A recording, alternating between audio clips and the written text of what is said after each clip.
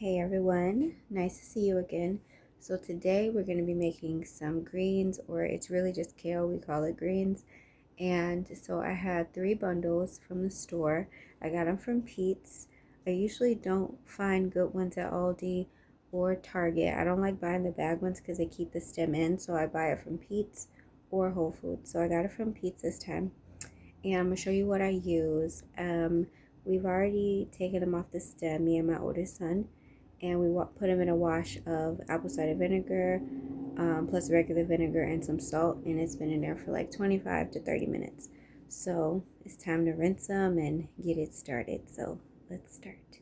These are the things I'm going to be using before I even put the greens in. So I'm going to use half a stick of butter. I'm going to cut like some tomatoes in half after I clean them. This is épice. I'm Haitian, trying to get back to my Haitian roots.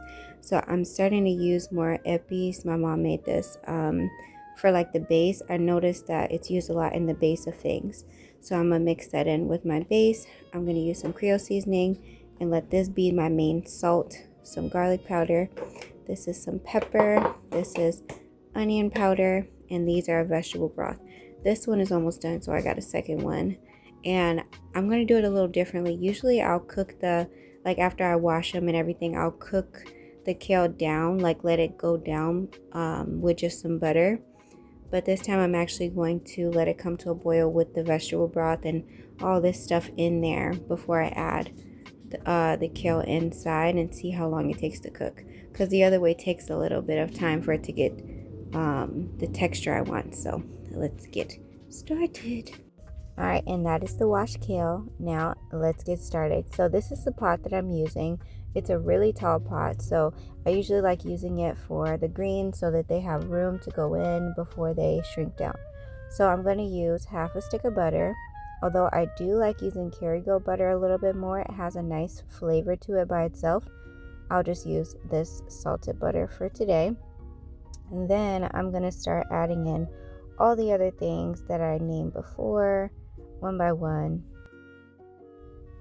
Alright, now I'm going to be adding in some épice. We didn't have a lot left, so this is just the end of it, and it smells so good. And you know, everybody makes it a little bit different. Some people add more garlic, some people add more peppers, and some people add a lot of hot peppers. I don't actually like that. Very soon I'm hoping to do a video making épice myself once I get all the ingredients, but I don't know if I'm going to put a Scotch bonnet in it. For me, it's just too much. So I just added the garlic and the onion, and plus like I like, want to do this a lot for my kids' meals, and though they do like spice, sometimes that Scotch bonnet be a lot. So I'm adding in some pepper now, and after that I'm going to get some Creole seasoning. Yes, there it is. That Tony's, people call it. I use that Creole seasoning because I'm Creole. And then I just let the butter melt down.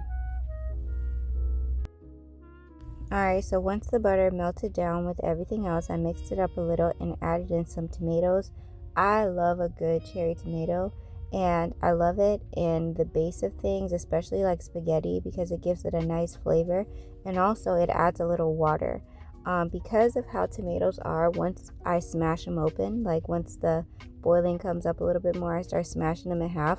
That liquid on the inside helps to give it like a little extra juices, and I love that. It helps with that.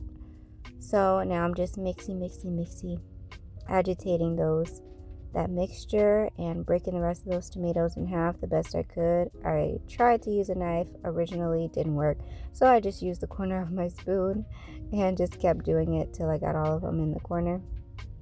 And now that it has a good bubble going and it's mixing together really good, now it's time to add the next thing.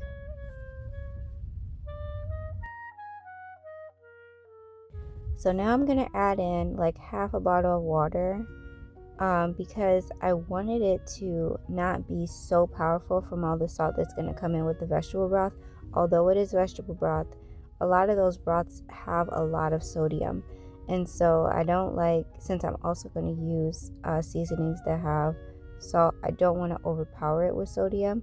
I probably should have used maybe let me think.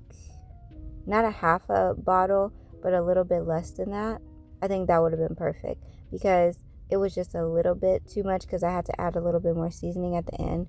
But even so, I think you have to be careful with those broths or it's just going to overpower with that salt, and I don't like salty bases. I want it to like taste like flavor but not just be a salt bomb. So now I'm mixing all that vegetable broth and the water together and giving it a taste, because you got to taste your work. If you didn't know, you should do that. And then I'm going to let this come to a boil and then work on the next part. Now that it's coming to a boil, I did skim the top. So once you give it a mix, you'll start seeing that it's creating a film at the top. It was way more at first.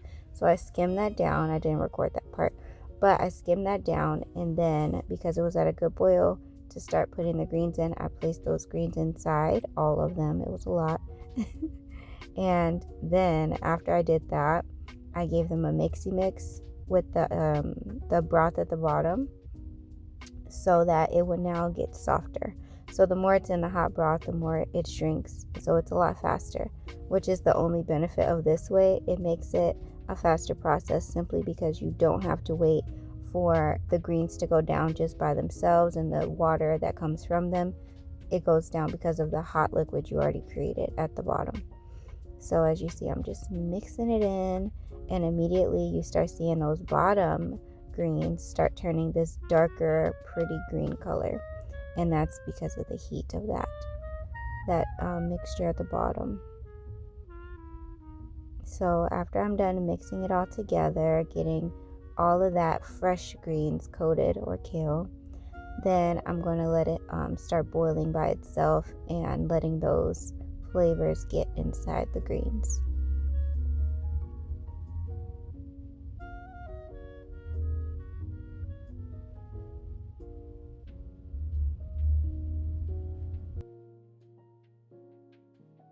Alright, now that it's come to a really good boil, I'm going to cut them. Now, I do it this way only because I don't like the whole fold method in the beginning.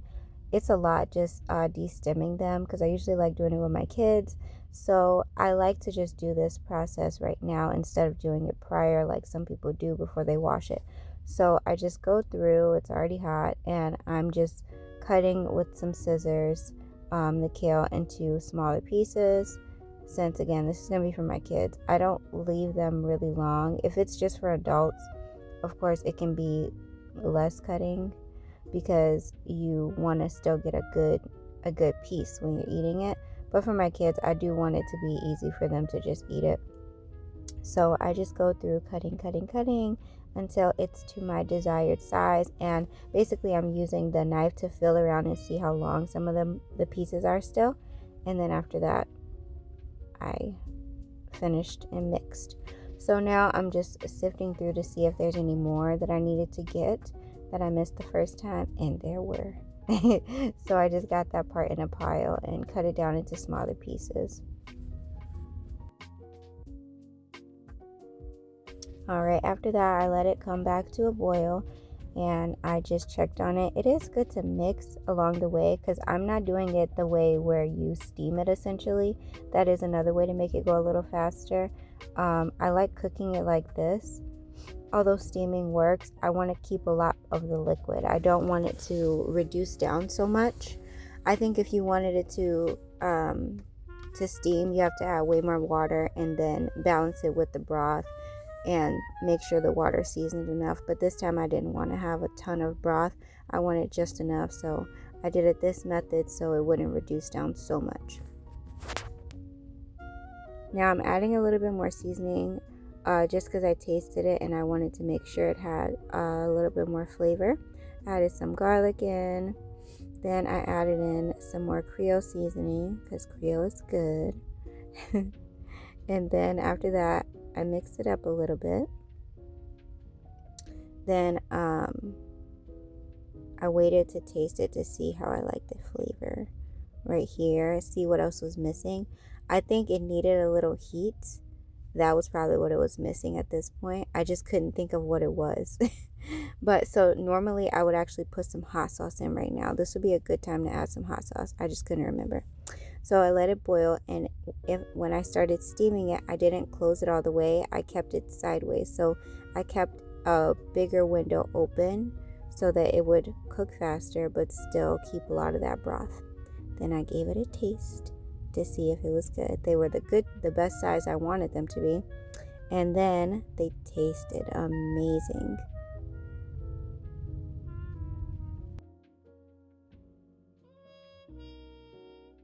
So now I decided to cover it up until it was time for dinner, turn off the stove, and get ready to eat.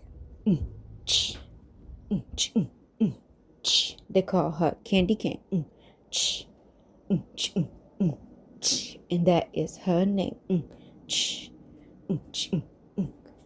They call her Candy Cane. And that is her name.